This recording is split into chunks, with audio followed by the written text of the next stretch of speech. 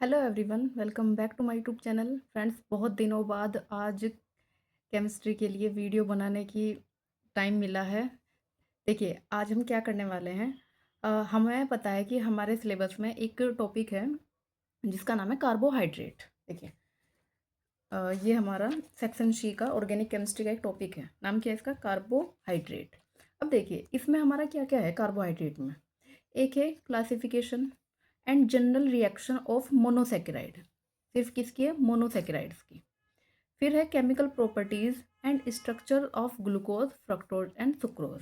देखिए, जो जो सिलेबस में दिया है हम उसी के बेसिस पे हम पढ़ने वाले हैं। चलिए स्टार्ट करते हैं। देखिए, कार्बोहाइड्रेट। देखिए, कार्बोहाइड्रेट क्या होता है? ये हमारा बायोमोलिक्यूल का एक टॉपिक है। किसका? बायोमोलिक्यूल का। अच्छा, बायोमोलिक्यूल का मतलब क्या होता है? ये जो जीवित कोशिकाओं में पाए जाते हैं। बायोमोलिक्यूल का मतलब होता है कि जो जीवित कोशिकाओं में पाए जाते हैं। अब जैसे ह्यूमन बॉडी है, वो भी एक जीवित कोशिका है। प्लांट्स हैं, मतलब जितने भी जंतु होंगे और जितने भी प्लांट्स होंगे वो सब इसमें क्या होगा? कार्बोहाइड्रेट्स प्रेजेंट होंगे। ठीक है। अब अलग अलग टाइप के हो सकते हैं कि प्लांट में कौन से हैं और ह्यूमन बींग्स में या फिर जंतु में कौन से हैं। अब देखिए, कार्बोहाइड्रेट हमारा दो से मिलके बना है, दो पॉइंट से। जैसे कार्बन प्लस हाइड्रेट। हाइड्रेट का मतलब होता है वाटर। तो बेसिकली आपको इसमें कार्बन, हाइड्रोजन और ऑक्सीजन ही देखने को मिलेगा। ये है। अब देखिए, कार्बोहाइड्रेट होते क्या हैं? ये एनर्जी सोर्सेज हैं। मतलब ये क्या करते हैं? हमें हमारी बॉडी को एनर्जी देते हैं। ठीक है। और इसमें क्या प्रेजेंट होता है? Aldehyde and ketone. जरूरी नहीं है कि दोनों ही होंगे, या तो एल्डिहाइड होगा या फिर कीटोन हो जाएगा। अब देखिए, इसका सामान्य सूत्र क्या होता है? बेसिक फॉर्मूला क्या होता है इसका? CH2O की वाई। कभी कभी हमारे एग्जाम में, और क्योंकि ऑब्जेक्टिव पेपर है तो ये भी डायरेक्ट पूछ सकते हैं कि कार्बोहाइड्रेट का फॉर्मूला क्या होता है। पहले एग्जाम में आया हुआ भी है। CxH2O की होल वाई। अब एक्स और वाई हमारे सेम भी हो सकते हैं और अलग भी हो सकते हैं। इसके लिए आप एक एग्जाम्पल देखिए, ग्लूकोज। ग्लूकोज का फॉर्मूला क्या होता है? C6H12O6। देखिए, अगर हम इसी को ब्रेक करें, CnH2 की होल पावर n, और n की वैल्यू कितनी है? 6। यहाँ पे 6 रखेंगे और यहाँ पे भी 6। 6 2 जा 12, एंड ऑक्सीजन कितना हो जाएगा? 6। ये हुआ हमारा ग्लूकोज का फॉर्मूला। अब देखिए, इसमें हमारे क्या क्या एग्जाम्पल होते हैं? ग्लूकोज है, फ्रक्टोज है और स्टार्च वगैरह, ये सब हमारे कार्बोहाइड्रेट के अंदर ही आते हैं। अब देखिए, इसमें ना कुछ अपवाद हैं। जैसे रेमनोज। रेमनोज का फॉर्मूला जब देखेंगे, ये होता है C6H12O5। ठीक है। रेमनोज का फॉर्मूला क्या है? C6H12O5। अब देखिए, ये तो इस रूल को फॉलो नहीं कर रहा है, लेकिन फिर भी ये क्या है? एक कार्बोहाइड्रेट, आपको ध्यान रखना है। फिर एक और देखिए, एसिटिक एसिड। CH3COOH फॉर्मूला होता है। अगर हम इसे फॉर्मूले के बेसिस पे देखें तो C2H2O की होल 2। अब ये तो क्या कर रहा है? फॉर्मूले को फॉलो कर रहा है ना, बट ये कार्बोहाइड्रेट नहीं है। हमें पता है एसिटिक एसिड तो कार्बोहाइड्रेट नहीं होता है।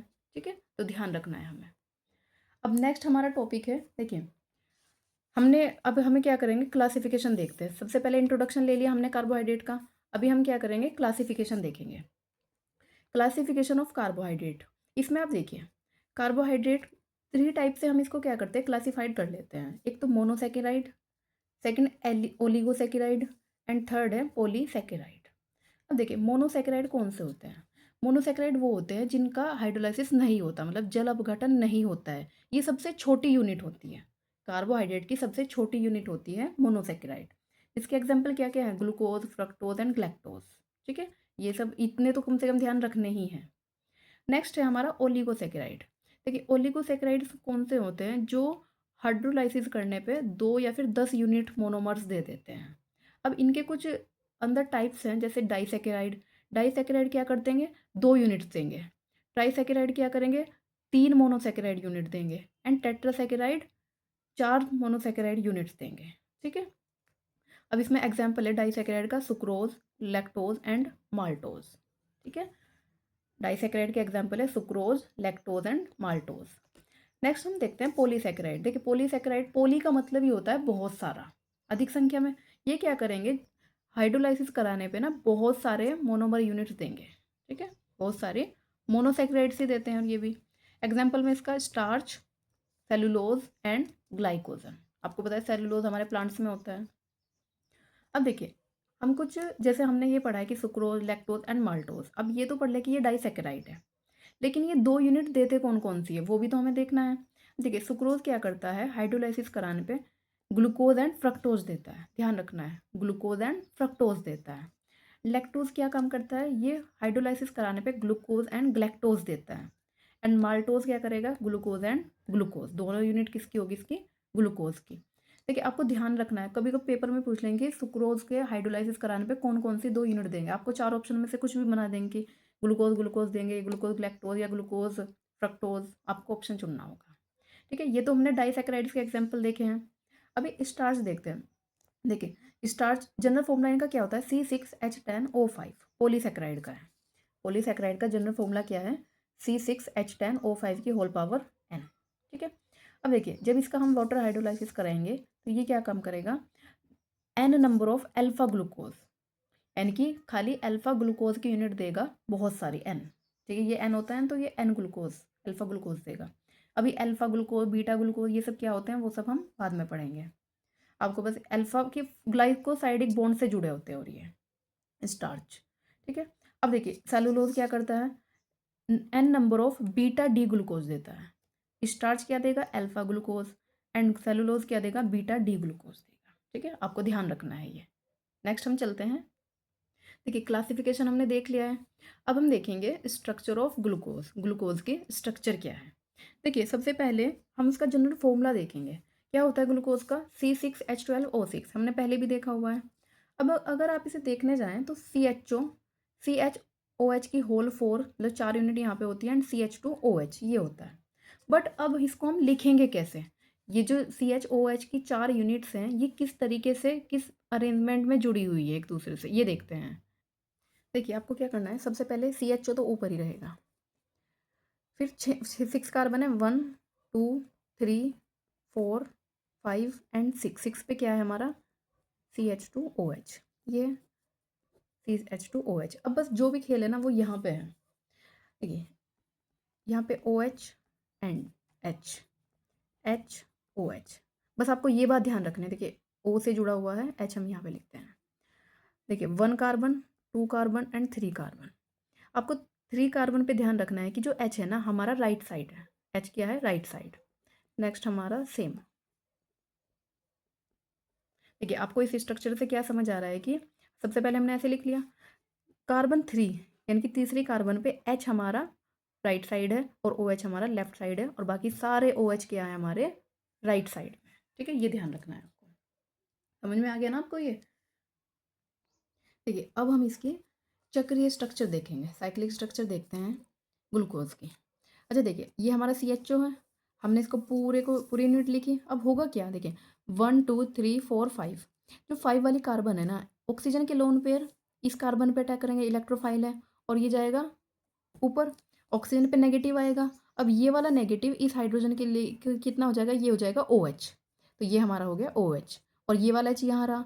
बाकी देखिए ये O और ये O क्या बन गया, एक साइक्लिक स्ट्रक्चर बनाएगा। ये क्या करेगा, साइक्लिक स्ट्रक्चर बनाएगा। बस इसके बेसिस पे देखिए आप, बाकी सब सेम है, कार्बन 3 थी, H बब सब कुछ सेम है। बस यहाँ पे क्या हुआ, इस वाले ऑक्सीजन ने यहाँ पे अटैक किया और ये साइक्लिक स्ट्रक्चर बने, और इसका नाम क्या है, अल्फा डी प्लस ग्लूकोज। अच्छा देखिए हम इसको अल्फा कैसे बताएंगे, अल्फा हम इसको या फिर डी या एल कैसे बताएंगे। अच्छा देखिए, देखिए डी हम बताते हैं, जैसे हमारी ये ग्लिसरल्डिहाइड की यूनिट है, ये नीचे वाला पोर्शन ले लिया हमने, ये वाला पोर्शन, और इसके ऊपर क्या है CHO, ये वाला क्या है ग्लिसरल्डिहाइड। अब देखिए यहाँ पे OH अगर हमारा राइट साइड में होता है तो हम इसे किससे दिखाएंगे, प्लस में, और OH अगर हमारा माइनस साइड में होता है, सॉरी लेफ्ट साइड में होता है, तो इसे हम दिखाएंगे माइनस में। या फिर हम कैसे कहें कि ये हो जाएगा हमारा D, और OH लेफ्ट साइड में, लेफ्ट मतलब L। ठीक है, लेफ्ट मतलब L, और ये हमारा D है।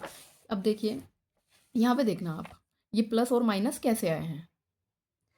देखिए अब हम देखते हैं कि अल्फ़ा डी ग्लूकोज कैसे बना है।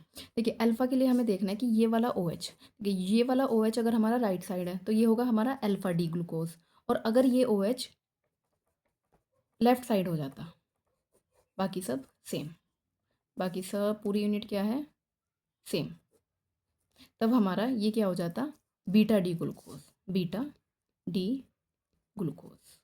ठीक है, ये यूनिट है। अल्फा और बीटा कैसे डिफाइन कर रहे हैं कि ये वाला ओ एच यानी कि फर्स्ट कार्बन पे जो ओ एच लगा है, अगर ये राइट साइड है तो ये अल्फा है, और अगर ये लेफ्ट साइड में है तो ये क्या है, हमारा बीटा है। ऐसे बताना है, ठीक है।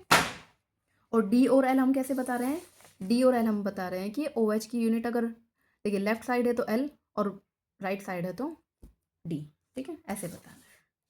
अभी देखिए हम इसकी हावर्थ स्ट्रक्चर देखते हैं। हावर्थ स्ट्रक्चर देखिए ये हमारा किसी पायरेन यूनिट के जैसा है, क्योंकि साइक्लिक में क्या है, ओ जुड़ा हुआ है और यहाँ पे भी क्या होता है, ओ, बाकी 6 कार्बन है। तो हमसे पायरेनोज, अब पायरेनोज में भी अल्फा डी प्लस ग्लूकोपायरेनोज और बीटा डी प्लस ग्लूकोपायरेनोज है, ठीक है। अब देखिए कैसे, इसी स्ट्रक्चर से बना है, ध्यान रखिए इसी स्ट्रक्चर से। सबसे पहले हमने 6 कार्बन की यूनिट बना ली, देखिए कैसे, ये बनाया हमने, ठीक है। अब आप देखिएगा, आप समझिए जो राइट साइड ओ एच है वो डाउन पे आएंगे, मतलब जो भी चीज़ें राइट साइड पे लिखी हुई है ना वो डाउन पे आएगा। कार्बन वन हमने इसको माना 1 2 3 4 एंड 5। अब देखिए 1 पे क्या है, ओ एच एंड एच, ये हमारा किस साइड आएगा, इस तरफ, इस तरफ क्या है एच। 2 कार्बन पे ओ एच यहाँ पे भी नीचे ही आएगा, ये हुआ, देखिए ये देखिए। फिर तीसरी कार्बन पे, आप थर्ड कार्बन पे देखिए 1 2 एंड 3, ओ एच क्या है हमारा राइट साइड में, मतलब ये आएगा, सॉरी लेफ्ट साइड में, ये आएगा ऊपर। ध्यान रखिए जो भी राइट साइड है ना वो डाउन पे आएगा। अब हम कौन से पे, 1 2 3 4 कार्बन पे है, ये हमारा राइट साइड है, मतलब ये आएगा डाउन पर। नेक्स्ट हमारा CH2OH एंड एच, ये आ गया। देखिए ये हमारा अल्फा डी ग्लूकोज की स्ट्रक्चर है।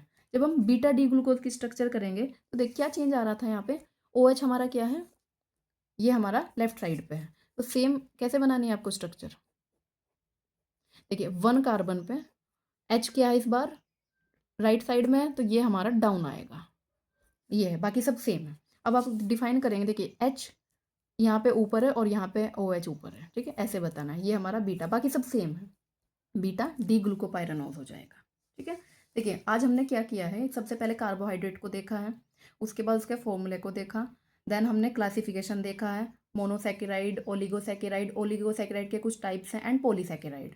उसके बाद हमने देखा है कि सुक्रोज किस में ब्रेक डाउन हो रहा है, जैसे हमारा माल्टोज है वो किस में ब्रेक डाउन हो रहा है। देन हमने क्या देखा है, स्ट्रक्चर्स देखिए ग्लूकोज की, ठीक है। इस वीडियो में हम इतना ही रखेंगे, इसी के साथ हम आगे बढ़ेंगे, नेक्स्ट वीडियो में मिलते हैं। Thank you so much for watching.